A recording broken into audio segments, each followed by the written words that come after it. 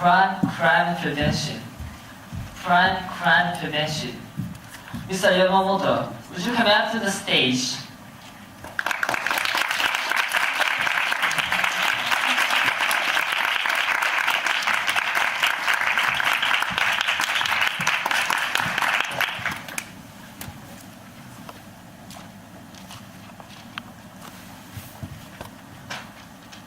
Thank you, the Master of Ceremony and honorable judges.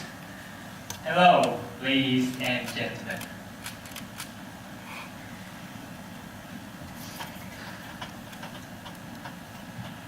At about 2 p.m. in February 2004, Kaede Ariyama, a 7-year-old first grade student from my hometown of Nara, was on her way back home from school.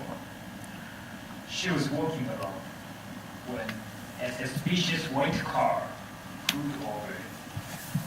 The driver, Kaoru Kobayashi, a 36-year-old newspaper delivery man, smiled at her and said, "Shall I take you to your house?" Kaede described as an energetic girl who used to love to praise her sister was taken away and never seen alive again. At the time, I was 6th grade at my elementary school, and I remembered how scared I was because a girl who was not much younger than me was kidnapped and killed near my house. When I happened to pass by the place where she was kidnapped, I noticed a lot of flowers had been left there. They seemed strangely out of place next to miserable old vacant houses with smashed windows and broken down fence. I didn't give much thought to this environment then, but now thinking back, I believe the dark, gloomy atmosphere of that place may have contributed to this tragic incident. Why couldn't anyone prevent this crime?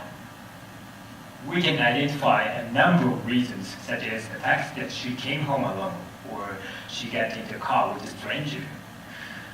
Nevertheless, here, I would like to focus on the reason why Kobayashi chose this place as kidnapping spot. Because criminal's motivation is the beginning of the crime. I wondered if the environment could be a significant cause of this case. A report by the police shows that Kobayashi has sought an appropriate location for kidnapping and observed the elementary school student passing by. Kobayashi explored the area for long times and finally chose this place. A street lined with dilapidated houses with smashed windows and a broken down fence. Have you ever heard of broken windows theory? This was first proposed by George L. Killing, an American criminologist. Killing suggested places with bad environment with broken windows, for example, caused the increase in crime rate.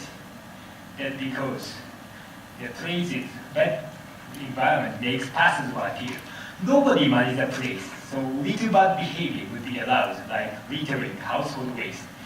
After that, place becomes much worse, with bicycle being packed carelessly, cigarettes scattered along the roads, and weeds overrunning in vacant lots, giving the impression of residents neglecting the neighborhoods. So criminals tend to commit crime like sexual molestation, rape, and robbery there. Therefore, places that are not watched or managed well are pretty dangerous. Today, I focus especially on the influence of the vacant house. That's because this problem is so urgent and the number of vacant houses will increase from now on due to the decline in the population of Japan. According to the Ministry of International Affairs and Communications, the vacancy rate of houses in Japan will increase to 25% by 2035. This means that 1 out of 4 houses will be empty.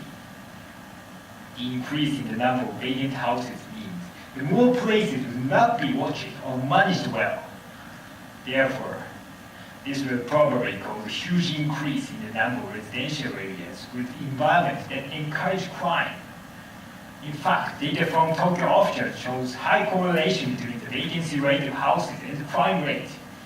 Even if this may seem small now, it will eventually snowball into a problem that will crowd our society. The government is already making efforts to reduce the number of dangerous vacant houses. The government has made a website called the Vacant House Bank and has advertised vacant houses as properties for sale. However, the increase in the number of vacant houses is so fast that such a policy seems rather ineffective. So what should we do? With more and more vacant houses appearing everywhere, we have to be more careful about urban design than ever. Then what should we pay attention to in order to make communities safer and more difficult for criminals to commit crime? I will introduce 2 crime prevention ideas recommended by Sho Yamamoto, an American criminologist. Firstly, within our community, we have to create an atmosphere which makes criminals feel unwilling to enter. Second, we must make criminals feel they may be seen by someone. Therefore, we have to check our communities thoroughly to see if they fulfill these 2 conditions. I would like to propose a suggestion to build a strong crime-free image in your community. Please make a group with a friend and family and draw out a crime hazard map of your community. Using the map, please make your community safe with various ways. In fact, I have already made a map of my own community with my classmates. Surprisingly, I found many spots with bad environments. For example, I found a place which was overrun with weeds next to a fence which had been destroyed. And it was dark because street lights don't reach it at night. I cleared the weed in the vacant lots and reported broken down fence and the fact that the place was dark at night to the local government. This is prime crime prevention. Today, I talked about important crime prevention not by stopping criminals from moving around, but by taking away places which criminals like to go to. We need to start crime prevention urgently before new bad environments spread on our homes and our lives, and before we lose more innocent lives, like Yama. Thank you.